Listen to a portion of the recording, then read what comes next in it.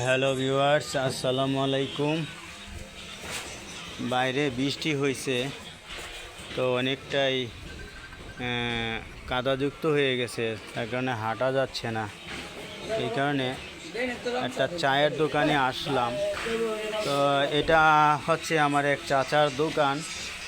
উনি আগে দিনমজুর কাজ করতো, তো কাজ করে উনি কোনো রকম টাকা পয়সা জমায়া এখন একটা ব্যবসা প্রতিষ্ঠান দাঁড়া করাইছে। তো এখন উনি অনেকটাই স্বাবলম্বী হয়েছে। আগে ওনার অবস্থা তেমনটা ভালো ছিল না, এখন অনেকটা ওনার অবস্থা অনেকটাই উন্নতি হয়েছে।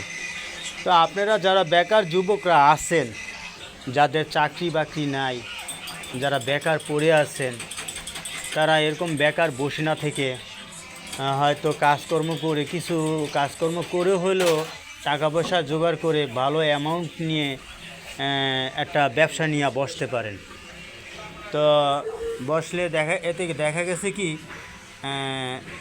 যে আপনার আয় উন্নতি, ইনকামের রাস্তার একটা পজিশন হয়ে গেল। তো এই চাচা আবার চাওয়া বেচে, সাথে আটা, চিনি, ডাল যা আছে এইসবও বিক্রি করে। ওনার দোকানই পাওয়া যায়। তো ওনার এটা মুদি দোকান, আবার চায়ের দোকানও। তো আমি অনেকটা ক্লান্ত হয়ে গেছি, যার কারণে এখানে বসে আছি চা খাওয়ার জন্য।